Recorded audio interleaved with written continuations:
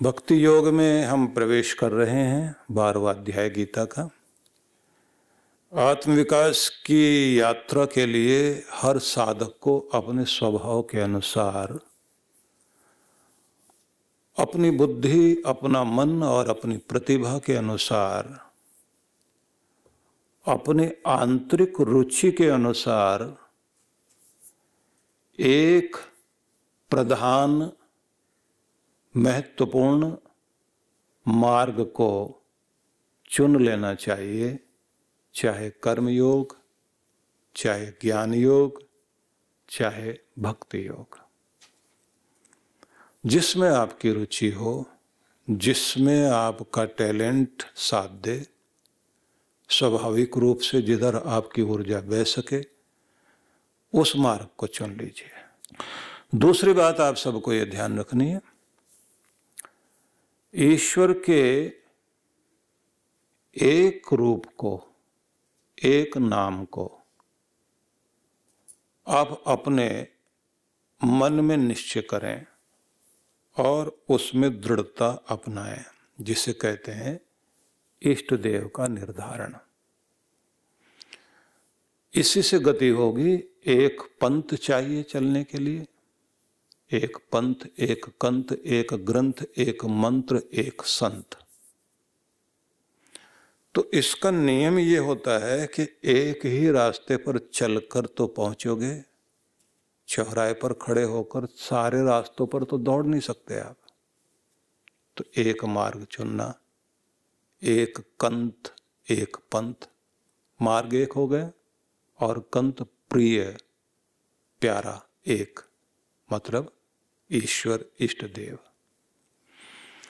उसके एक स्वरूप को, मैं अपने ईश्वर को इस रूप में मानता हूं कि वो शिव है, या मैं गोविंद के रूप में अपने प्रभु को मानता हूं, या मैं विष्णु के रूप में अपने प्रभु को स्वीकार करता हूं, या मेरा राम, कण कण में रमने वाला राम, मर्यादा पुरुषोत्तम, मेरा प्यारा ईश्वर है, मैं इस रूप में उन्हें मानता हूं, या मैं उसे जगदम्बा, जगजननी, माँ परमेश्वरी, ममतामयी माँ के रूप में अपनी ईश्वर सत्ता को स्वीकार करता हूं। या फिर आप कहें लक्ष्मी नारायण, राधा कृष्ण, गौरी शंकर, या फिर गणपति भगवान, हनुमान जी, या निराकार रूप में सर्वव्यापी परमेश्वर ज्योतिर्मय रूप में इस पूरे संसार में विराजमान है। उसी की ज्योति मेरे हृदय में जल रही है, उसका प्रेम मेरे अंदर फैल रहा है, उसका ज्ञान प्रकाश ही हमें रास्ता दिखाता है। वही तो है जो फूलों में हंसता है, मुस्कराता है, नदियों में बह रहा है, हवाओं में गतिमान है, अन्न बनकर ऊर्जा दे रहा है, जो हमारे अंग संग हर पल है, जिसके कारण ये सारा संसार गतिमान है। मैं उस ज्योतिर्मय परमेश्वर की शरण में हूँ। तो एक मार्ग का चयन पक्के तौर पर निश्चित करके एक के हो जाओ। फिर आपके मन में आएगा कि अगर फायदा लेना हो किसी और से तो क्या करेंगे। यहां गड़बड़ होती है। मैं तो शिव जी को मानता हूं, मुझे लक्ष्मी जी से जरूरत पड़ जाए तो क्या करूंगा। फिर व्यक्ति को लगेगा सरस्वती माता से भी ज्ञान लेना है। फिर उसे लगेगा कि कृष्ण भगवान जो है वो 16 कला पूर्ण है। जगराते में चला गया तो उसे लगेगा माता के दरबार में तो सारे के देवी देवता खड़े रहते हैं, तो मैं क्या करूं।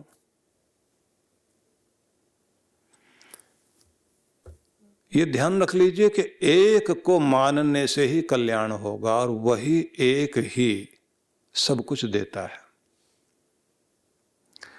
वहीं आप जब शक्ति स्वरूपा जगदम्बा माँ को देखेंगे तो वही श्री स्वरूपा भी वही है।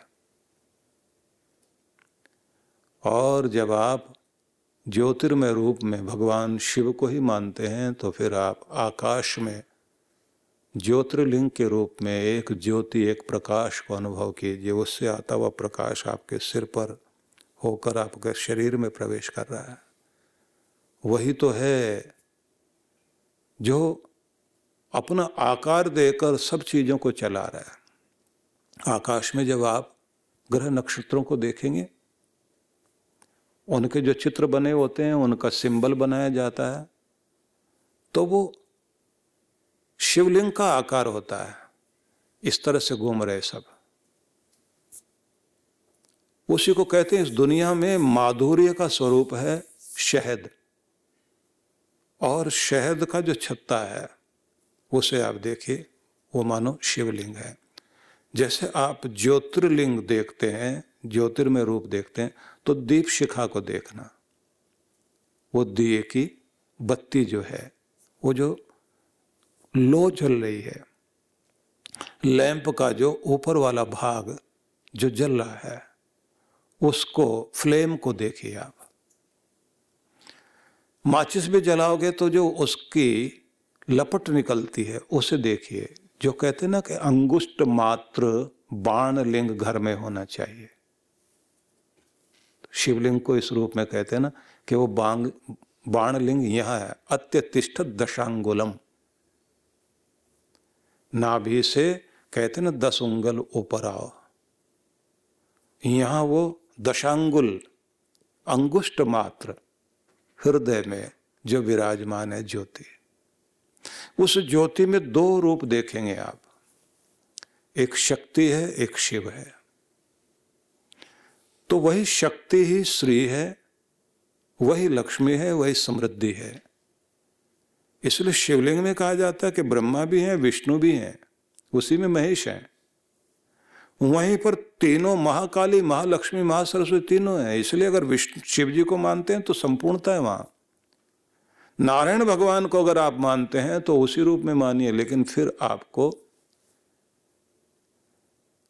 ये ध्यान रखना पड़ेगा कि आपके पास उनको आकार रूप में पूजने के साथ साथ उनको ज्योतिर रूप में भी पूजना है, अंदर ऐसे अनुभव करना है। और शालिग्राम सबके पास होता है। शालिग्राम जो है, भगवान का श्री विग्रह जहाँ रखा है उसी के सामने शालिग्राम को स्थापित कीजिए। और शालिग्राम जो स्टोन ढूंढा जाता है वो आसान नहीं होता। वैसे शालिग्राम घर में रख लेना और उसका पूजा करने का विधान बहुत अद्भुत है, उसमें गलतियां नहीं होनी चाहिए। बहुत सारे महान पुरुषों को तो ये हुआ कि वो छोटे से शालिग्राम में भी अनुभूति हुई कि जैसे कोई बोल रहा है वहां, उसकी वाइब्रेशन बड़ी जबरदस्त होती है। तो उसे भी उसी रूप में माना जाता है। जैसे आप वैष्णो देवी जाएं तो वहां पर आपको मूर्ति नहीं नजर आएगी, वहां पिंडी नजर आएगी, शक्ति मां की पिंडी। शिवलिंग जैसे छोटे छोटे 3 पिंडियां या पिंड कहिए। आप अगर बाली द्वीप में जाएं तो वहां आप त्रिदेव का मंदिर देखिए, तो वहां त्रिदेवों के मंदिर में आपको दिखाई देगा, मूर्ति नहीं दिखाई देगी, 3 पिंडी दिखाई देंगे। यही स्वरूप था हमारा पहला। लेकिन मनुष्य क्योंकि आगे जाता है तो फिर उसे जब कोई सुख दुख वाली बात कहनी है तो वो अपने आकार में भगवान को देखने की कोशिश करता है कि उनकी आंखों में मैं झांक रहा हूं, भगवान मेरे सामने हैं, खड़े हैं, वो मेरे ऊपर कृपा कर रहे हैं। तो एक तो आपके चाहे नारायण को मानते हैं तो नारायण भगवान का श्री विग्रह, और अगर उनके सामने शालिग्राम की स्थापना विधि पूर्वक आप कर सकते हैं, पूजन करने का ढंग आपको आता है तो चमत्कार होगा। ऐसे राम जी का, ऐसे कृष्ण भगवान का। यहां पर यह मत सोच लेना कि इनमें ज्यादा लाभ है या इनमें लाभ है। दूसरी बात, ये भी याद रखना पड़ेगा कि मंदिर में स्थापित यदि सारी मूर्तियां हैं और आप किसी एक को मानते हैं, मान लीजिए आप विष्णु भगवान को मानते हैं और साथ साथ में बराबर में गौरी शंकर की भी मूर्तियां लगी हुई हैं, दुर्गा माता की भी है, इधर नारायण भगवान की है, तो नारायण के साथ राम जी हैं। अब आप क्या सोचेंगे, मैं तो एक को मानता हूं, तो एक को मानता हूं तो उसके बाद मैं क्या करूं? जब मांगने की बारी आएगी, विशेष पूजा करने की बारी आएगी तो इष्ट देव के करना, और जब प्रणाम करने की बारी आए तो सबको प्रणाम करो। और ज्यादा मजा तब है जब आप सब में एक को और एक में सबको देखो। पूजन सबका कर लीजिए, प्रणाम सबको कीजिए। जैसे एक पत्नी अपने पति से ही मांगती है, पुत्र अपने पिता से ही मांगता है, आपका अधिकार अपने इष्ट देव से ही मांगने का, वहां मांगिए। बाकी अगर गिफ्ट कोई और देते हो तो ले लो। कृष्ण भगवान भी गिफ्ट दे रहे हो, ले लीजिए। हाँ, कभी कभी कृष्ण भगवान गड़बड़ जरूर करते हैं। आप शिव जी को पूज रहे हैं, आपको जो है आंखें बंद करके बैठे हैं, तो कृष्ण भगवान आ जाएंगे बीच में और झांक कर जाएंगे। अब आपको लगेगा कि मैंने तो बुलाया उनको था, ये कहां से आ गए। अब अगर ऐसे झलक देने के लिए आए तो फिर ये मत समझना कि आप जो है उनको हटाओगे। उनको भी प्रणाम करना और ये कहना कि यही तो बताने आए हो कि मैं और शिव अलग नहीं, एक ही रूप है। प्रभु मैं आपको प्रणाम करता हूं, इस रूप में उन्हें प्रणाम करना। लेकिन एक में निश्चय तो चाहिए। जब तक एक में निश्चय नहीं होगा आपकी गति हो ही नहीं सकती। गोस्वामी तुलसीदास जी महाराज बोल तो जरूर गए बाके बिहारी के मंदिर में कि तुलसी मस्तक तब नमे जब धनुष बाण लो हाथ, लेकिन स्वयं उन्होंने ही तो शिव की स्तुति भी की है। नारायण के स्वरूप को, राम के स्वरूप को पूजा। और समन्वय जो जितना अच्छे ढंग से बाबा तुलसीदास ने किया है, उससे पहले तो ज्यादातर लोग बटे हुए थे, ये शैव, ये शाक्त, ये वैष्णव, ये गाणपत्य, गणपति को मानने वाले।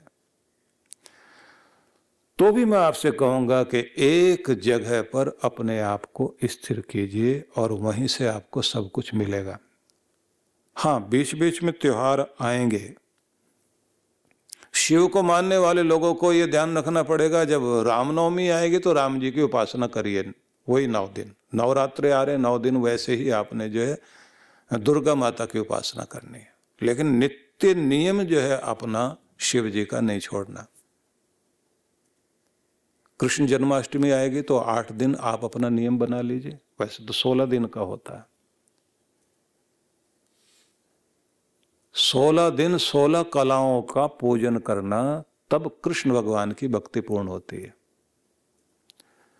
तो विषय न बदल जाए, इसलिए मैं आपको फिर वहीं लेकर चलता हूं कि एक पंथ, एक कंत, फिर एक ग्रंथ।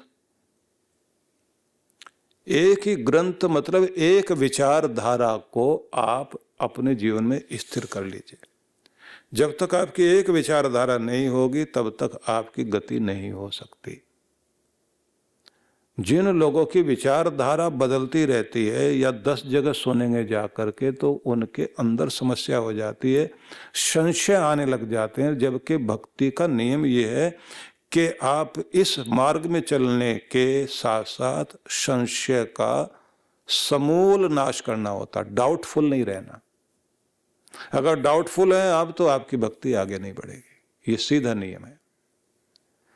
उन लोगों के साथ बड़ी समस्या होती है जो लोग बेचारे श्रद्धा भाव से कहीं इधर भी चले गए उधर भी चले गए। तो एक जगह एक सज्जन गैर आकर उन्होंने कहा कि साहब मैं वहाँ सत्संग सुनने गया तो और बातें तो ठीक लग रही थी, लेकिन जैसे उन्होंने ये कहा किसी अंधे को, अपंग को सहायता मत करना, भिखारी को भीख मत देना, गरीब को पैसे मत देना, क्यों? तो वो कह रहे थे अगले जन्म में फिर बदला तो तुम्हें मिलना है, तुमने दिया तो बदला मिलेगा। अब बदला इसी रूप में मिलेगा कि तुम अंधे हो गए और वो तुम्हें दान करेगा।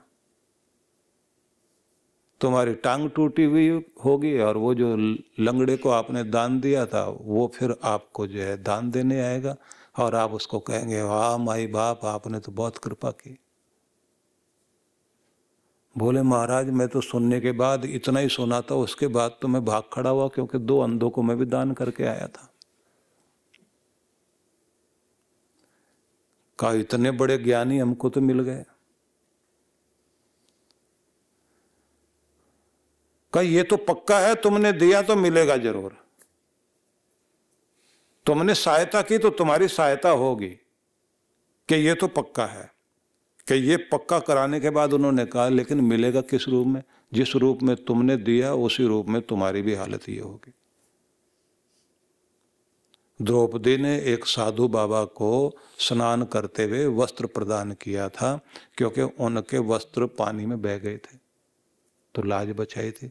तो फिर अगले जन्म में उसकी भी लाज की प्रॉब्लम आ गई, तो फिर जो है वो बाबा का दिया हुआ वस्त्र आगे ना देती तो मुसीबत में ना पड़ती। ऐसे ऐसे करके महाराज उन्होंने ऐसा ज्ञान दिया, मेरे तो आत्मा जो है ना बेचैन हो गई है। अब आप बताओ, मैंने कहा क्यों गया था फिर? बोले बहुत विज्ञापन था, लोगों ने कहा कि बस जाओ शांति मिलेगी। बोले शांति तो नहीं मिली, लेकिन जो है वो शांताराम भी नहीं मिला, या तो ज्वाला प्रसाद मिल गया। मेरी तो हालत खराब है। अब आपको बेचैन कर दिया ना किसी व्यक्ति ने, और लॉजिक देते हैं ऐसे मूर्खता वाले। ध्यान रख लीजिए, अगर किसी भी गरीब को, दुखी को, दीन को आपने सहायता की है तो आपकी तो जन्मों की दीनता दूर हो गई। तो मैंने क्या कहा आपको, एक संत, एक ग्रंथ, एक पंथ और एक ही कंथ, एक ही गुरु चाहिए, संत एक, तभी तो आपका मामला ठीक होगा। वो भटकाओ वही तो आता है कि जब आपके चुनाव करने में गलती है। और गुरुजनों का कार्य है कि जहां उनके बात से दिमाग भी हिले, मतलब लॉजिक, तर्कपूर्ण सारी चीजें हों और भावपूर्ण हो, हृदय भी ग्रहण करें, और प्रैक्टिकल तो हो ही चीज, सार्वभौमिक भी होनी चाहिए कि सारी दुनिया के हिसाब से आप उस नियम को जोड़ के देखिए। अगर वो घटता है और ऐसा बताने वाला कोई व्यक्ति है तो समझ लेना चाहिए कि आपका सौभाग्य सामने आ गया, अब सिर झुकाने का समय है और वहां समर्पण करना चाहिए।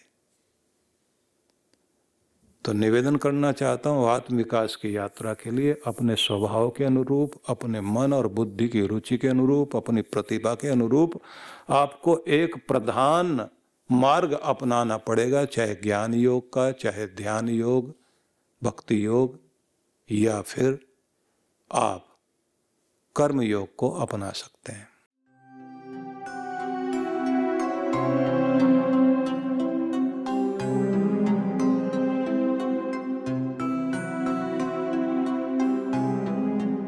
सभी मंत्र दीक्षा लेने वाले प्रेमी भक्तों के लिए, गुरु भक्तों के लिए मैं यह आवश्यक सूचना आप लोगों को देना चाहता हूँ। गुरु पूर्णिमा का पावन अवसर है।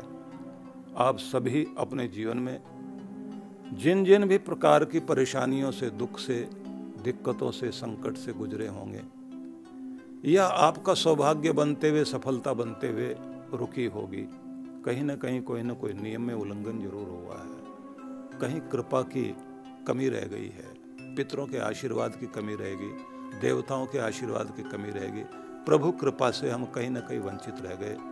फिर से हमें एक बार क्षमा याचना करने के साथ साथ दोबारा अपने आप को परमात्मा से जोड़ने की आवश्यकता है, अपनी मंत्र शक्ति को जगाने की आवश्यकता है। मुझे जो इन दिनों साधना में बैठ कर के अनुभूति हुई है, उसके आधार पर ही मुझे ये निर्देश मिला कि मैं आपको ये विधि सिखाऊं, फिर से आपको जागृत करूं। इसलिए मैं आमंत्रण करता हूं आप सभी को, गुरु पूर्णिमा के अवसर पर ये जो कुछ ही दिन की तो योजना है, 1-1 घंटे का समय आप हर दिन मुझे देंगे और उसका परिणाम ये होगा कि आपके जीवन में एक बहुत बड़ा रूपांतरण घटेगा, जिस पर आप देखोगे एक सुरक्षा कवच आपकी ज़िंदगी के साथ जुड़ जाएगा। आप अपने आप को पहले से बेहतर अनुभव करोगे। बस समय निकालिए संकल्प के साथ, और गुरु अगर किसी बात के लिए आपको आग्रह कर रहे हैं तो फिर इस बात को ये समझ लेना चाहिए कि फिर ना लापरवाही और ना बहाना। हम लोग ऑनलाइन घर बैठे इस अनुष्ठान को पूरा कर सकते हैं, इसलिए निवेदन है आप सभी इसके लिए तैयारी कर लीजिए, क्योंकि इसमें शक्तिपात भी होना है। आपके समस्त चक्रों के ऊपर शक्ति और आपके मंत्र को फिर से जागृत करना, और आप पर प्रभु की कृपा और बन सके, इस निमंत्रण को स्वीकार कीजिए। और ये मेरा आग्रह है, ये मेरी जिद है आपके लिए कि आपने इसके लिए तैयारी करनी है और सबने बैठना है। मेरी बहुत बहुत शुभकामना आप सबके लिए।